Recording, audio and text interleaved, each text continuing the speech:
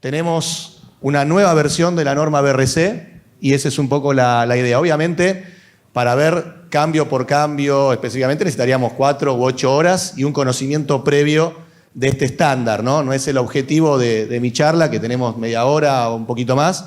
Un poco la intención era, para los que conocen BRC, que se lleven un panorama general de lo que se viene, y para los que no conocen BRC, que tampoco se duerman estos 30 minutos. Entonces, un poco les voy a tratar también de encarar, no solo presentarles igual la norma, sino esos detalles de cambio, cómo vale la pena como ingenieros o profesionales de la industria de alimentos y obviamente interesados en la parte de inocuidad, cómo este estándar, que quizá no lo conocen, tiene ciertas singularidades que valen la pena conocer, sobre todo, ¿no? Porque realmente es la norma más específica y detallada en lo que respecta a un sistema de gestión de calidad e inocuidad en la industria de alimentos.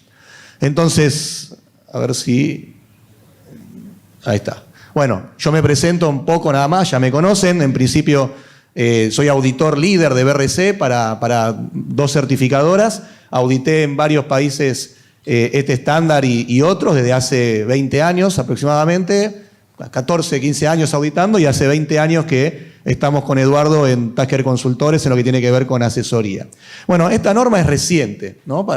Algunos ya están como preocupados porque trabajan con la norma, pero para los que no sepan que se publicó en agosto, o sea, hace poquito tiempo, en agosto de este año. Se desarrolló tras una amplia consulta de determinados actores que hay, tanto de empresas, de certificadoras, de la misma BRC, como para tratar de ver de que esa actualización tenga sentido. La verdad que son 9, ahora les voy a mostrar, desde el 98 hasta ahora tenemos 9 ediciones de la norma BRC. Es una norma que cada 3, 4 años tiene una actualización y por lo general son actualizaciones en serio, ¿no? No es que solamente hace un cambio de forma y nada más. Para los que no la conocen, no hay grandes cambios con respecto a lo que tiene que ver con el esquema en sí, ¿no? Cuando uno agarra y se imprima o tenga a nivel digital, que actualmente se puede descargar gratis y está en español, la 9ª edición de la norma, tiene una estructura similar a lo que ya conocen de la versión 8, obviamente novedades de la 9ª edición, como antes había novedades de la 8ª edición, y el alcance y los conceptos fundamentales, los beneficios, etcétera, de la norma, ¿no? La parte 1, que no tiene mucho más que eso. Esto para que vean tanto los que no conocen como que los que conocen, que tampoco hay cambio en lo que respecta a los capítulos de requisitos, o sea, lo que tenemos que cumplir para poder certificar. No hay cambios ni en la numeración ni en el título de cada uno. Esta norma tiene 9 requisitos, en donde el primero tiene que ver con todo lo que refiere a la responsabilidad de la dirección, el segundo es el HACCP, que ya hablamos varias veces, probablemente todos conozcan. El capítulo 3 trata todo lo que respecta al sistema de gestión de calidad e inocuidad. Ahí se implican temas como control de documentos, como auditoría interna, compras, de trazabilidad, retiro de producto del mercado, acciones correctivas, no conformidades, producto no conforme, entre otras cosas, están en ese capítulo. En el capítulo 4, todo lo que está referido a la planta, prácticamente, establecimiento, vamos a tener mantenimiento, limpieza, plagas, food defense, que hablaba recién Federico, despacho, almacenamiento, todo lo que tiene que ver sobre todo con aspectos de planta. Capítulo 5, control de productos, alérgenos, desarrollo y control de calidad. 6, control de procesos, calibración, gestión en sí de parámetros operativos, control de peso de producto y lo que se suele llamar como etiquetado correcto. Y el capítulo 7, personal. Esos son capítulos que aplican a toda empresa que quiera certificar la norma BRC. Después hay particularidades que algo les comentaré. El capítulo 8 en principio solo aplica a empresas que tienen productos de alto riesgo, alto cuidado y alto cuidado ambiente. No voy a detallar, después me hacen las preguntas que quieran cuando termine o durante todo el día, yo voy a estar todo el día. Por ejemplo, la industria que recién comentaba Federico, eso no le aplicaría, y si hay alguna industria que le aplica, tendría que tratar el capítulo 8. Por eso digo que no todas las industrias necesariamente aplican ese requisito. Y el 9, hay ciertos cambios, pero de aclaración, en principio no cambia, es como optativo para empresas que venden productos en el mismo predio pero que no elaboran, tendrían que incluir ese requisito o optativamente podrían decidir no hacerlo y comunicarle a la certificadora, en ese caso, que no aplica. Prácticamente eso conlleva que no pueden usar el logo BRC en nada, no es otro problema, pero sí se avanzó un poco en ese punto. No va a ser en el que no me voy a quedar mucho tiempo, pero para el que le aplique sepa que hay novedades para leer un poco de interpretación. Bueno, y después el esquema termina con una parte 3, en donde está todo lo que respecta a auditoría, al proceso en sí. Probablemente algunos que tengan BRC ni lo leyeron nunca, o lo leyeron alguna vez. Esto, por ejemplo, va a ser un poquito más tratado, o le podríamos preguntar a la tarde a Mariela con un poco más de detalle. Más que nada tiene que ver con el proceso en sí, por lo cual una certificadora esto lo contempla íntegramente. A ustedes lo que les puede servir es, por ejemplo, cuánto tiempo puede tardar desde que el auditor toca la puerta y tiene que estar en planta en una auditoría no anunciada, por ejemplo, ¿no? Que ya lo hablamos seminarios atrás. Pero bueno, en principio hay actualizaciones, teniendo en cuenta aspectos de tecnología, ya lo vamos a ver después, pero bueno, hay algunos cambios, pero nada de un impacto importante. Y el capítulo 4 ya hablaba específicamente, esto sí, a los organismos de certificación y acreditación y a los que manejan la norma, ¿no? Prácticamente no tiene implicancia directa a una empresa que quiere trabajar con la BRC. Obviamente siempre es bueno que lo lean, pero bueno. Y siguen, para los que la conocen, siguen estando prácticamente los mismos apéndices, los mismos anexos, como lo quieran llamar, la norma lo llama apéndices, en donde hay una aclaración de zona de alto riesgo, alto cuidado y cuidado ambiente para el que le interesa, procesos equivalentes para lograr, digamos, de alguna forma un tratamiento térmico. Fíjense el grado de detalle que tiene esta norma, es superior a cualquier otra. Calificación de los auditores, categorías de productos, que no hay cambios en sí de relevancia. Pero bueno, hay una explicación de acción correctiva, preventiva, análisis de causa raíz, o sea, un ejemplo, con alguna aclaración. Ahora le voy a explicar lo de declaración de posición, que muchos se lo olvidan, y no mucho más. No hay cambios tampoco relevantes en eso. Entonces, para repasar, para los que no la conocen, la norma fue desarrollada en el 98. Desde el 98 hasta ahora tenemos 9 versiones, y la versión esta, la 9ª, todas las empresas que tengan una auditoría a partir del 1 de febrero del 2023, obligatoriamente ya certifican con el nuevo esquema. O sea, la que tiene ya el due date para principios de marzo, ya empieza a certificar con este nuevo esquema. O sea, es así, ¿no? La regla del juego, y lo fue siempre, tiene un poquito menos de tiempo para acomodarse que una que certifica en octubre, que va a tener un poco más de tiempo para poder preparar los cambios, ¿no?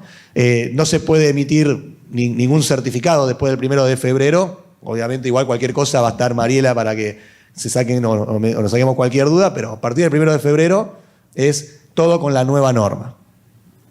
Bueno, y la norma proporciona un sistema de trabajo para elaborar alimentos seguros, ¿no? Cuando BRC habla de seguros, no es la definición que en Argentina, por lo menos en español, mejor dicho, identificamos. Habla de inocuidad, no de seguridad alimentaria, sino de lo que conocemos como inocuidad, pero la traducción en BRC es seguridad alimentaria, ¿no? Que para lo que es la Organización Mundial de la Salud significa otra definición, pero bueno, hay que tomarlo así. Cuando vemos en BRC seguridad alimentaria, es inocuidad, ¿no? Bueno, ¿cuáles son un resumen de las novedades, así es de forma general, que tiene el esquema? Primero, como le dije, se hizo una amplia consulta a las partes interesadas para tratar de hacerle todas las mejoras necesarias a la norma, al esquema. Uno de los principales cambios es más detalle y más trabajo para fomentar y comprender este aspecto que en el seminario anterior vimos un poco de una parte de teoría, que tiene que ver con cultura de inocuidad. Recuerden, seguridad, yo mantengo la terminología de BRC, ¿no? Pero cultura de inocuidad y calidad, de lo cual va a hablar Sofía a la tarde, también tratando de darles aspectos específicos de industria, como hizo Fede, que me parece que es una cosa muy valiosa para todos. Luego también tiene que ver con actualizar un poco lo que tiene que ver con el HACCP a la nueva versión del Codex Alimentarius, ¿no? Por las dudas, solamente resumo. Todas las normas de inocuidad se basan en el HACCP del Codex Alimentarius, en los 12 pasos del HACCP. El Codex tuvo una versión a fines del 2020, una versión nueva, con ciertos cambios, Y bueno, BRC comenta que obviamente hay cierto tipo de actualización tratando de alinear algún aspecto a lo que es el códex, la nueva versión del Códex Alimentarius del HACCP. Se trabaja más en ampliación de esto de las posibilidades de auditoría, ¿no? Un poco consecuencia de la pandemia, se tuvo que desarrollar mucho la forma de auditoría a distancia y cómo eso se toma como parte de una auditoría. Todo eso que se fue generando en documentos a la fuerza para poder estar al día de lo que nos iba, no sé, de alguna forma llevando la pandemia, bueno, ahora está formalizado dentro del esquema en la versión 9, ¿no? Obviamente se aprovecha el nuevo esquema y todos aspectos que se fueron generando se incorporan. Se trata de actualizar, hay muchas aclaraciones que obviamente deben haber salido por las consultas o porque se identifica que fueron necesarias, acomodamiento de algunos que otros requisitos que me parece que fueron acertados, ahora les comentaré algunos, y se trata de hacer foco en las bases principales de un sistema de gestión de la inocuidad: auditoría interna, análisis de causa raíz y no conformidades, acciones preventivas, gestión de incidentes. Ahí se hizo un poco de actualización y se trabaja mucho con algunos aspectos mucho más detallados en lo que tiene que ver con industria primaria, sobre todo de animales y piensos, digamos, que hay requisitos adicionales o requisitos específicos que se agregaron o se modificaron un poco al respecto. Es uno de los temas tal vez más relevantes. Un cambio menor, pero que por lo menos vale la pena comentar, es que justamente a medida de tratar de adecuarse al léxico general y de otras normas, se modifican lo que en la norma anterior hablaba de integridad, que hasta estaba en la política, ¿no?, a la palabra autenticidad ahora, que esto tiene que ver con fraude, de hacer productos genuinos. Bueno, se cambia en toda la norma donde hablaba de integridad, ahora va a hablar de autenticidad. Como les dije, hay un cambio muy importante en cultura. Probablemente, yo les digo, si confían en mí, es la norma actualmente que tiene el requisito como más claro y más amplio en lo que tiene que ver con cultura. Con esto, ¿qué les quiero decir? Ya les dije que la norma la pueden descargar gratis, que está en español.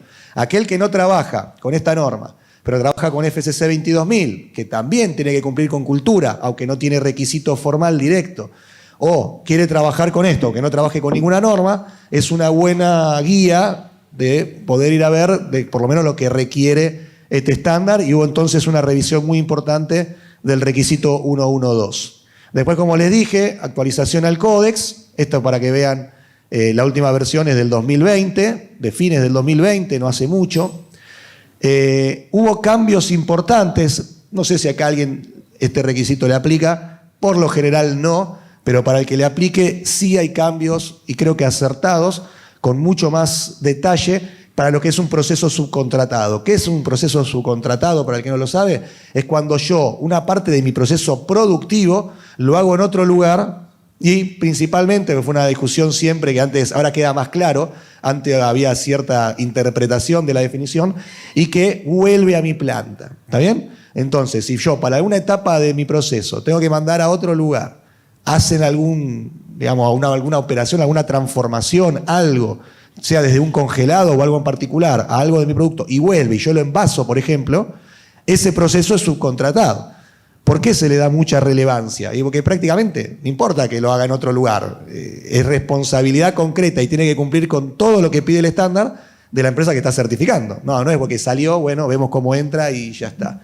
Bueno, ese requisito sí tuvo cambios importantes. Para el que le aplique, sepa que va a tener que leerlo con mucho cuidado.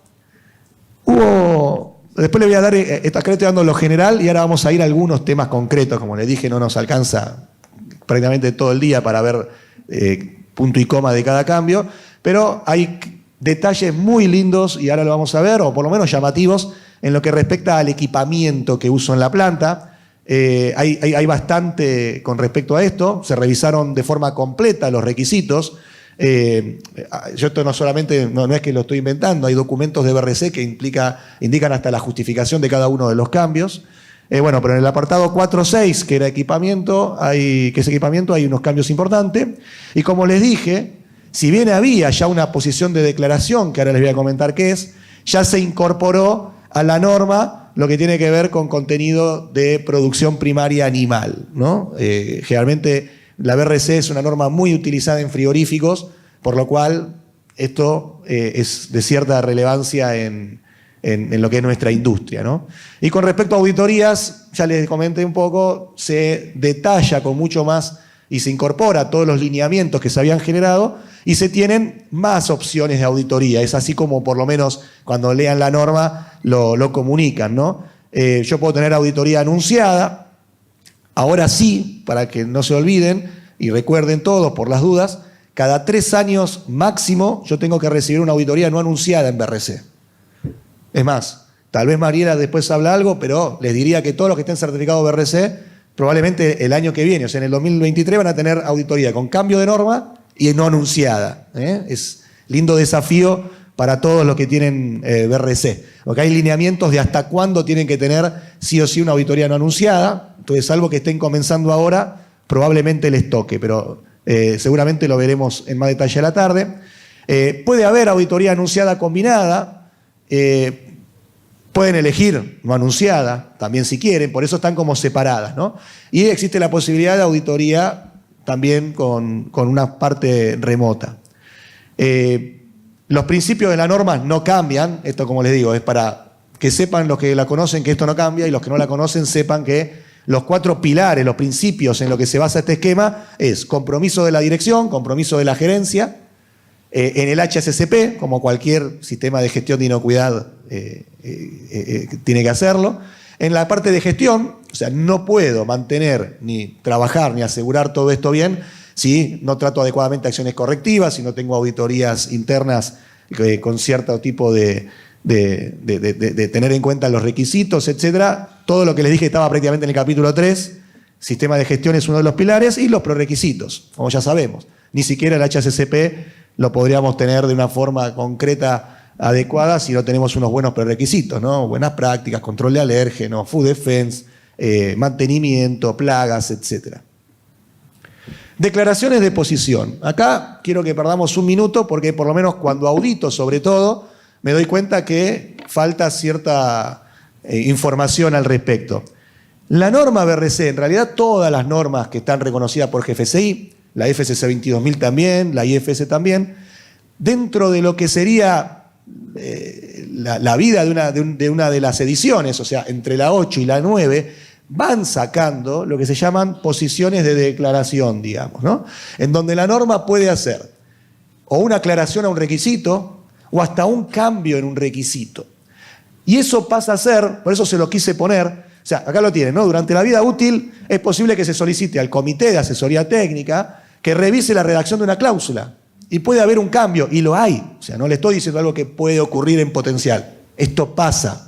Y en todos los estándares. Después les voy a comentar más. Esto se llama una declaración de posición. Esto está disponible de forma, digo, gratuita, porque hay documentación que si uno quiere acceder en BRC, tiene que tener el Participate, tiene que pagar. Pero esto obviamente se puede bajar. Y estas declaraciones son vinculantes en relación con el desarrollo de la auditoría y el proceso de certificación. Y son una extensión de la norma.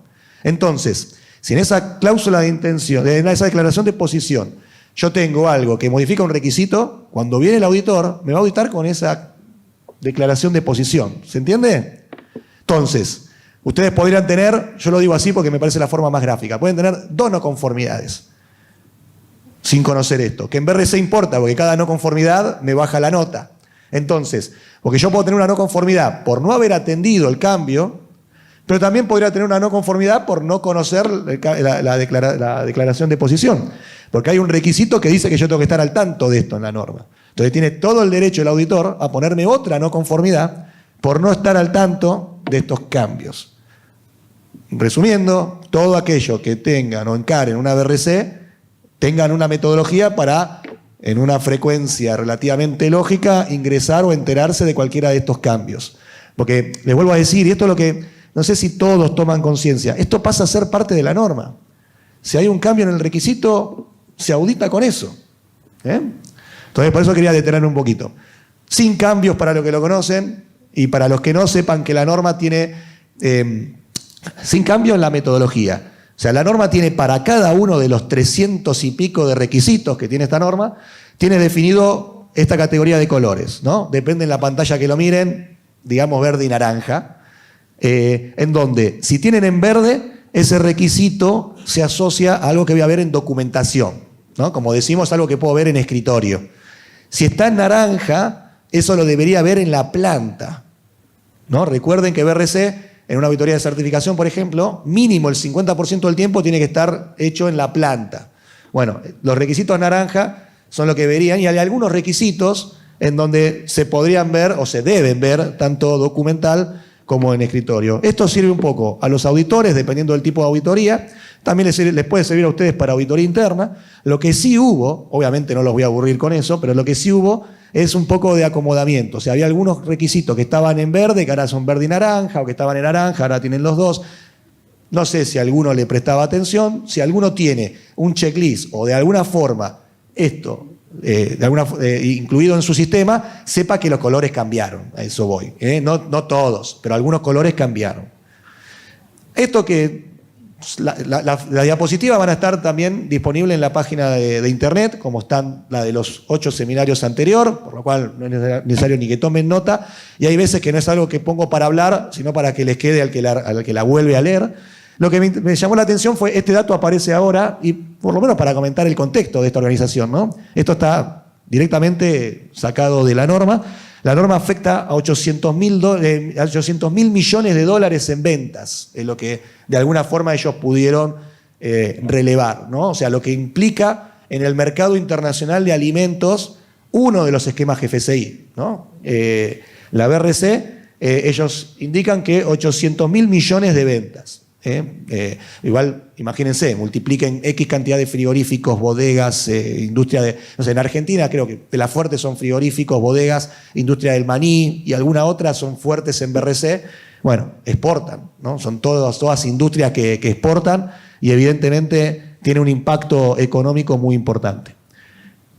Otro cambio de estos, o no cambios, para que lo sepan, es la norma tiene unos requisitos al que le da un peso mayor, que se llama fundamentales, en los cuales, si yo tendría un incumplimiento relevante, dejémoslo así para esta charla, podría no certificar. O sea, de esos 300 y pico, hay 12 que tienen un peso mayor.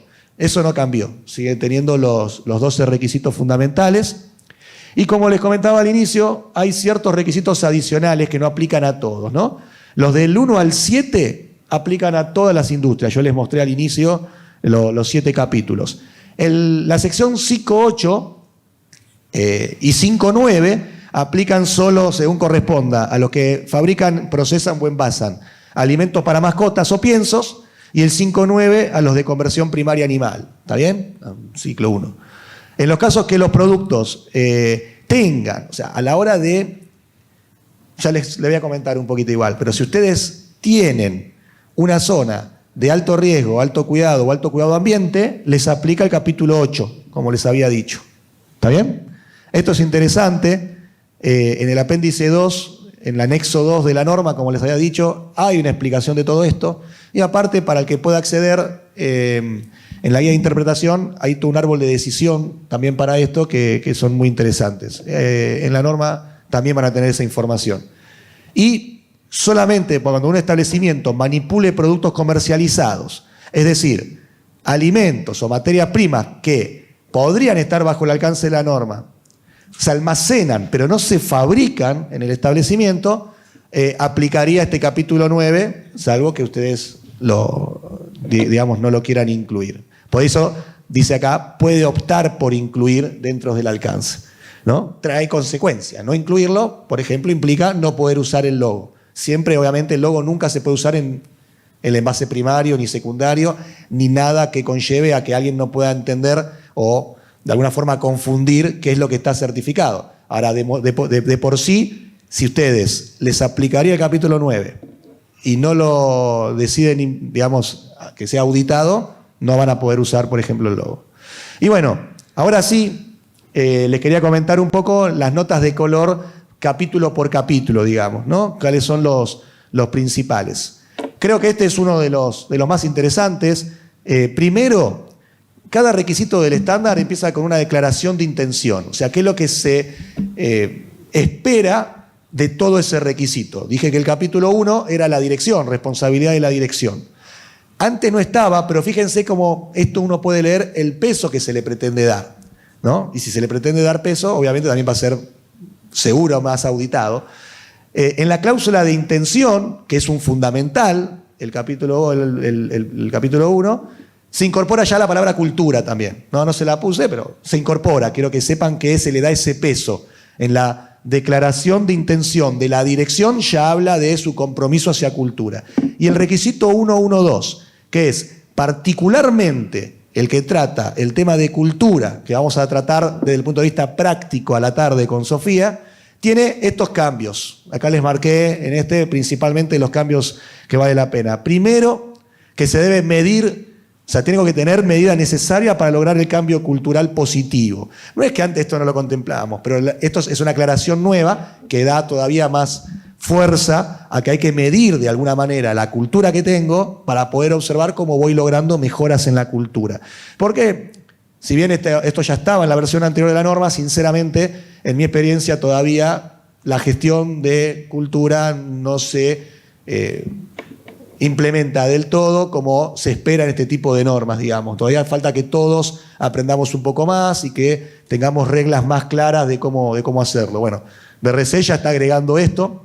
Después agregó mucho más en algunos detalles de como mínimo actividades que tengo que tener en cuenta, lo cual, eso es lo bueno de esta norma también. Ya me está hablando por lo menos como mínimo, por lo cual el que no esté trabajando con BRC puede trabajar con esta norma y alguna información adicional le va a dar. Habla de comunicación clara y honesta sobre la inocuidad, capacitación, comentarios de los empleados, o sea, tengo que tener cómo trato los comentarios de los empleados, cómo los tengo en cuenta, comportamientos necesarios para mantener y mejorar los procesos de inocuidad y mediciones del rendimiento sobre actividades relacionadas a la fraude, digamos, autenticidad, legalidad y calidad. Y el plan debe revisarse y actualizarse al menos de forma anual, también para que no se les escape. Todo, creo que por lo menos de forma anual hay que tenerlo en cuenta, pero son aclaraciones de este capítulo referido a cultura, del requisito 1.1.2. Bueno, y fíjense, no les puse todos los requisitos así, les dejé 2 para que vean el código de colores, ¿no? Este requisito uno lo ve tanto documental como lo ve tanto en la planta, por medio de entrevistas, por medio de ver comunicaciones y un montón de cosas que puede verificar en la planta, ¿no? Para los que no la conocen, estos son los códigos de colores. Y después, algo que se agrega es el requisito 1.1.11, también para los que no la conocen, que tengan esta nota de color de hasta dónde llega la BRC. La BRC decía que el gerente de producción o la máxima figura de operaciones del establecimiento que está siendo certificado esté presente en la reunión de inicio y de cierre de la auditoría, ¿no? Saben que las auditorías, sobre todo estas formales, tienen una reunión de inicio y una reunión de cierre. Tenía que estar, es el único esquema que lo deja así de claro, obviamente para demostrar su compromiso y un montón de otras cosas, pero ahora agrega, se lo marqué acá, esta parte, que un miembro del equipo de la gerencia senior, no dice de la producción o operaciones, deberá estar disponible durante la auditoría para analizar la implementación efectiva del plan de cultura de seguridad de los alimentos. Fíjense la relevancia que le están dando a cultura, que va a aparecer en muchos lugares que antes no estaba, y está este requisito nuevo para que presten atención y para que les comuniquen a la gerencia senior que cuando les toque ahora la auditoría, este requisito también les aplica. Ese es un detalle nuevo de la norma. Y después otros aspectos de lo que tiene que ver con la gerencia. Yo no tengo el reloj. Cuando así lo requiera la normativa, este requisito ya estaba. Esto sería, por ejemplo, nuestro RNE o nuestro número de establecimiento SENASA. Antes estaba dentro del capítulo 4.2, que era Food Defense, de lo que habló Federico. No tenía mucho que ver, ahora se agregó o sea, este es el mismo requisito que pasa. Para darles un ejemplo, hay muchos de estos, pero bueno, antes era el 4.2.4 y ahora pasa al 1.1.14, nada más, para que sepan que hubo esas reconversiones. Y hay 2 nuevos requisitos a lo que era la parte 1.2 del capítulo 1, interesantes. Dice que bueno, el personal debe estar al tanto de informar cualquier riesgo o prueba relacionada con el producto, envase, que no se ajuste a la especificación a un gerente designado para resolver el problema de acción inmediata. No creo que agregue nada, o sea, no hay algo sustancialmente técnico para que desarrollemos, pero le está dando un peso.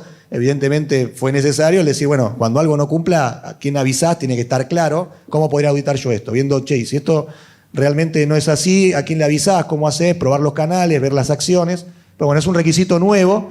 Y otro requisito nuevo es, en caso de que el establecimiento ya estaba también en otro lado, pero ahora lo formalizó y en este apartado, de que si usted no sé, una planta no tiene el conocimiento adecuado entre sus empleados para asegurar la calidad, la legalidad, la autenticidad, o sea, que no haya fraude, y la inocuidad, puede contratar servicios externos. Ese ya estaba el requisito, de alguna forma se aclara más y se pone dentro del capítulo 1. HACCP, capítulo 2. No hay cambios relevantes. La verdad que no vale la pena detenernos mucho más allá de que se actualizó algunos aspectos con respecto al códex. Sí me pareció la pena marcarles esto. Sí creo que ahora aclara mucho más. Antes había que leer la guía de interpretación o había ciertas discusiones, a que cuando un prerequisito controle un peligro, pero que no sea un PCC, como yo lo llamo, eso tiene que estar validado. O sea, algunos lo conocen como PC, algunos lo conocen de otra manera, podría ser similar al PPR operativo de FCC 22000. Ahora, este requisito se aclaró mucho más, ¿está bien? Y deja en claro que si yo tengo una limpieza que me está controlando un peligro de alérgeno o un peligro microbiológico específicamente, tiene que estar validada. Estaba, pero la interpretación de todos no era tan clara. Yo creo que es acertado el cambio en el sentido de que justamente con estas discusiones públicas de parte interesada deben haber dicho, vale la pena aclararlo, y así se hizo, digamos. Está muy bien. Y acá le recalqué, este es el título del capítulo, creo que hace mucho más foco, y ya lo pone en el título, en lo que respecta a la validación del HACCP. No es nuevo, siempre esto se vio, es fundamental revisarlo y implementarlo en un HACCP, pero ahora se le da mucho más peso en el desarrollo del requisito y hasta en el título, en lo que tiene que ver con verificación, en lo que respecta a la validación. Creo que se va a hacer más foco, digamos. Bueno, capítulo 3. Yo les comenté que capítulo 3 era gestión. Documentos, auditoría, compras, producto no conforme, acciones correctivas, trazabilidad, retiro, incidentes, entre algunos otros. Bueno, hay pequeños cambios en auditoría. Lo que me parece, no sé si ustedes leen todo lo mismo, se hace más hincapié se aclara más algo que también siempre fue un tema medio de discusión, que es cuando hacemos las inspecciones de sitio, esas que hacemos cada una semana, todos los días, una vez por mes, no la auditoría en sí, ¿no? La auditoría interna está entre el 341 y 343. Lo que es la inspección de sitio, de fábrica, ¿no? La inspección en sí, de que la estructura, el ambiente, el equipamiento está en condiciones, dice que los resultados deben notificarse a un responsable de área y que deberán acordarse acciones correctivas y plazos. ¿Qué quiero decir? Siempre hubo que eso lo trato como acción correctiva, no lo trato de otra manera, lo documento, no lo documento. Bueno, ahora hay que documentarlo y seguir este requisito con este grado de detalle. Se acabó la discusión de cómo trato eso de que voy caminando en una recorrida y veo que alguien no tenía el barbijo puesto, que hay un arreglo temporal, que hay algo, y lo arreglé, pero no tengo evidencia de eso, pero lo arreglé. O la evidencia es que lo comuniqué. No, ahora dice claramente que hay que notificarse y deben acordarse acciones correctivas y plazos. ¿Está bien? Y verificarlo. O sea que, moraleja, va a haber que tener registros de que se comunicó, cuándo se va a hacer y qué se hizo. Para lo que tiene que ver con el 344, los que la conocen, pero los que no, es inspección de sitio, digamos, ¿no? Y con BRC probablemente la norma con mucha más exigencia en lo que tiene que ver con evaluación de proveedores o compras, ¿no? Por mucho. Yo creo que los que lo conocen saben que ya desde la versión, sobre todo 8, los cambios son muy grandes. Y ahora se agregó un detalle que la verdad, esto no se estaba viendo así, a mi entender, ¿no? Capaz que alguno me dice, sí, a mí me lo preguntaron. Para mí tenía muchas dudas y vino muy bien la aclaración. Y lo comento, y alguno dirá, realmente, pero La BRC tiene un requerimiento para cuando yo le compro a un mayorista, a un distribuidor, digamos, ¿no? O sea, viene un producto importado o no, pero yo al que le compro es a un distribuidor. Tenía un requisito en que de cada uno de mis proveedores, para los que no la conocen, vuelvo a decir, para cada uno de mis proveedores, que pueden ser 5 o 120, depende de la industria, yo tengo que tener, de alguna forma, comprobado que el proveedor tiene un sistema de trazabilidad eficaz, ¿no? Trazabilidad, poder rastrear la historia del producto que me entrega, desde el producto terminado a materia prima. Obviamente, si la empresa estaba certificada, eso ya está incluido en la certificación. Si la empresa, yo la voy a auditar, nos pide que hagamos comprobaciones de trazabilidad. Y si no, se hace un ensayo por lo general, hay otras formas, pero se hace un ensayo con el proveedor. Lo que dice ahora es que si yo le compro esa materia prima a un distribuidor, a un agente intermediario mayorista, la aprobación del cuestionario que le tengo que hacer a ese proveedor y la prueba de trazabilidad, porque el requisito está en la trazabilidad, la tengo que hacer del último fabricante.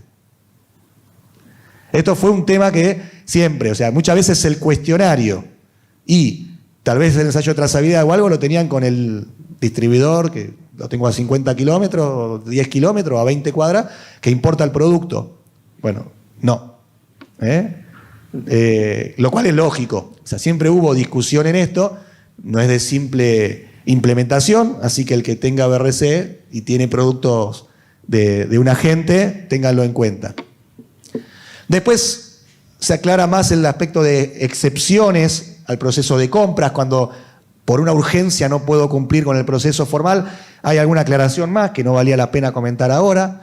Como les dije, no me quiero detener porque no aplica a todos por una cuestión de tiempo, pero ya les dije que el requisito de proceso subcontratado sí tuvo una bonificación muy grande, entonces ahí presten mucha atención al que le interese. Y se aclaró este requisito 311.4, se agregó toda esta frase, esta es completamente nueva, o sea, el que conoce va a ver que esto no estaba. Sí estaba que ante un retiro del producto del mercado, ustedes tenían que comunicar en no más de 3 días al centro de certificación, comunicarle el retiro. Eso es lo que pide la BRC y en realidad todas las normas GFCI. Ahora aclararon esto, lo cual probablemente igual se implementaba así, pero ahora está como requisito. ¿Y por qué lo digo? No solamente para que lo conozcan, sino para el que está trabajando. Bueno, esto hay que incorporarlo ahora en alguna parte de nuestro sistema de gestión. Dice que luego la empresa deberá brindar información al organismo de certificación, ¿no? Hoy nos va a comentar Mariela con respecto a un organismo de certificación, por ejemplo, TÜV Rheinland. Vamos a tener que comunicarle dentro de los 3 días primero y después, en 21 días, le tendré que avisar las acciones correctivas que hice, el análisis de causa y el plan de acciones preventivas. ¿Está bien?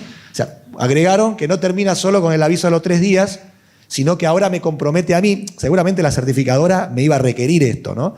Ahora me compromete a mí y el auditor va a tener que revisar y yo voy a tener que tener sistemas para, dentro de los 21 días, comunicar esto a la certificadora. Me pareció bastante interesante. Eso todavía no lo había visto tampoco en ningún otro estándar. Hay un poquito más de detalle en Food Defense, que habló a la mañana recién Federico. Y otros aspectos, uno que me parece muy interesante es, yo le estoy hablando de zonas de alto riesgo, alto cuidado, cuidado ambiente. Eso ingresaba en el capítulo 8. En una versión anterior, ya sé que ustedes muchos son chicos, pero ya estoy hablando de hace más de 6 años, había que hacer toda una evaluación de riesgo para definir qué zonas tengo. Eso se perdió un poco en la versión 8, porque ese requisito ahora estaba en el capítulo 8 y al que no le aplicaba no lo veía. Entonces, hay un árbol de decisión de cómo hacerlo, la BRC es muy práctica en todo eso, pero se había perdido eso y me parece acertado que ahora lo agregaron como inicio del 4.3, que el 4.3 habla de la circulación del personal, de mapas, de flujos, etc. Ahora agregaron de que tengo que documentar la evaluación de riesgo de qué zonas tengo. Y en el caso, por ejemplo, de Federico, si tuviera BRC, él comentó que estaba con FS 22000, probablemente no tenga ninguna zona de riesgo, pero tiene que hacer la evaluación y tiene que quedar documentada en el 431. Esto se había perdido. O sea, la verdad que no estaba el requisito dentro de los primeros 7 que eran para todas las empresas que certificaban. Y este como nota de color, este es nuevo, pero para que vean, el que no la conoce, léala alguna vez, si está en esto de la gestión de inocuidad, pero el grado de detalle de esta norma, ¿no? Este requisito es nuevo íntegramente. En los casos donde haya cortinas de tira de plástico, estas deberán mantenerse en buen estado, limpias y bien colocadas. Ya lo sabemos y debería ser así, pero bueno, ahora es un requisito. O sea, ojo, porque algunos miran diciendo, sí, es obvio. Recuerden que BRC tiene categorías de certificado, que dependiendo de la categoría del certificado me auditan a los 6 meses, por ejemplo, no al año. Aparte, eso queda en el directorio y todos mis clientes ven mi resultado. Si yo antes veía una cortina y veía otra cosa, tal vez iban al mismo requisito o algo. Ahora, si veo una cortina sucia, va a este requisito. Así que no es que haya un requisito más tan específico. En BRC es importante. Porque no es que, bueno, vi 2 superficies sucias, no. Una es esta y otra es una escalera, ¿no? Que pasa por arriba de la línea y tengo otro requisito para eso. Entonces son 2 no conformidades, no es una. Entonces, hay, como les dije, más detalle en lo que tiene que ver con equipos. Fíjense qué interesante, ¿no? Esto no estaba. ¿Con qué hacemos con los equipos que no están en producción en el momento? Con los equipos que están en desuso, pero están en la planta. Bueno, sobre todo eso ya hay requisitos de cómo que tienen que limpiarse, de ser necesario desinfectarse, etc. Y otra nota de color para que vean logrado detalle. Hay un requisito ahora que es, este es nuevo, los equipos de carga de baterías no se deben almacenar en zona de productos abiertos. ¿Está bien? Al menos que a ese grado de detalle. Yo sigo, después me preguntan igual lo que quieran. Va a ser un poquito más corta la segunda parte, así que ahora nos extendemos 5 o 10 minutos, pero va a ser más corta después antes del almuerzo. Hay mucho más detalle en lo que tiene que ver con contaminantes físicos. Nuevamente, la norma BRC para contaminantes físicos es la más detallada por lejos. Y fíjense que ahora me habla de, se los remarqué, teléfonos móviles, tabletas y otros objetos. O sea, ya lo aclara. No es que no veíamos esto, no es que no podíamos preguntar, pero ahora está como requisito y que tienen que estar aprobados, tengo que tratar de minimizarlos dentro de la planta y había ya un requisito sobre las viromes, que es bastante problemático a veces por la interpretación, etcétera, y ahora lo aclara todo más, verificar que los artículos de librería como bolígrafos y da todo este detalle. Bastante interesante. Además, para el que lo tenga, sé que hay empresas acá que lo tienen y están certificadas también. Todo lo que tiene que ver, antes estaban juntos, detector de metal y rayos X, por decirlo de alguna manera, se aclaró todo un requisito para rayos X con mucho detalle. Así que el que tiene rayos X tiene para, probablemente no le traiga un cambio, no quiere decir que con esto tal vez tienen que hacer algo, pero tienen que tratar el requisito como corresponde para no llevarse ninguna sorpresa. Fíjense otro grado de detalle nuevo, esto no estaba, habla de otros. La norma tenía para detector de metales, rayos X, imanes, tamices, selección óptica, filtros, para cada uno tenía un requisito. Ahora tiene otros equipos que habla de separación gravitatoria, lecho fluido o aspiradores, a ese grado de detalle. Ese requisito también es nuevo. Y bueno, hablando de otro requisito, saliendo del 410, que es contaminación física, en el ambiental da un poquito más de peso a lo que tiene que ver con la evaluación de tendencias y qué hago cuando el resultado me da mal. No es nuevo desde el punto de vista conceptual, pero el requisito se aclara bastante. Capítulo 5, control de productos. Hay pequeños cambios en desarrollo, solo para comentarles, no vale la pena focalizarnos. Y esto es una aclaración nada más, no es nada nuevo, ya estaba en la norma. Pero por si a alguno le quedaba una duda de qué era alergia, estamos todos de acuerdo, ya lo hablamos también en el seminario muchas veces, pero qué era sensibilidad, bueno, ahora se aclara. Está definido claramente que hipersensibilidad alimentaria también estaría incluido dentro de esto. Con respecto a fraude, solo para que sepan, uno de los pocos cambios es que dice que el equipo y las personas que estén a cargo tienen que conocer de fraude. O sea, en el equipo tengo que tener gente que sepa de qué fraude se pueden cometer y de las materias primas, etc. O sea, no es desarmo un equipo, veo y junto cosas, sino que voy a tener que poder... O sea, yo les podría preguntar quién está aportando esta competencia, por ejemplo. Eso es lo que quiero que lean de mi comentario, ¿no? Capítulo 6, vamos terminando. Control de operaciones. Yo les dije que acá tenemos control operativo, hablábamos de galletitas, tiempos de amasado, temperaturas, pH, temperaturas de horneo, aspectos de fermentación o lo que fuera. Eso estaba en el 6.1. 6.2 es control de etiqueta o etiquetado correcto, que envase en el envase correcto. 6.3 es control de peso, unidad de volumen. 6.4 calibración. En el 6.1.7 está uno de los aspectos que les quería comentar nada más, es que cuando un establecimiento manipule productos, o sea, esto lo vimos siempre, tiene una relación con el capítulo 9, pero ahora está como requisito. Cuando yo tengo un producto que yo no elaboro en la planta, pero lo tengo en el depósito porque viene de otra planta, porque lo distribuyo, aprovecho mi cadena de frío, entonces compro otros productos que los distribuyo, pero los almaceno en mi planta. También podría tener almacenada materia prima de otra planta de un grupo, por ejemplo, ¿no? ¿Me siguen? O sea, hay un montón de situaciones en las que yo puedo almacenar cosas que no uso y que no están dentro del alcance de la auditoría. Esto lo vimos siempre, pero ahora hay un requisito, 6.1.7, en el que me dice, bueno, ¿cómo te asegurás que eso no es un aspecto de posible contaminación o problema de autenticidad, de algún error o de lo que fuera? Es un requisito completamente nuevo del 6.1.7, de los pocos que valen la pena. En el capítulo 7, que era personas, ahí tenemos capacitación, vestuarios, capacitación, vestimenta, la parte de salud y la parte de higiene personal. No hay cambios significativos, no veo, por lo menos de mi punto de vista, cambios muy importantes. Y solo para el que lo tenga en cuenta, hay ciertos cambios en lo que tiene que ver con el capítulo 8 de zona de riesgo.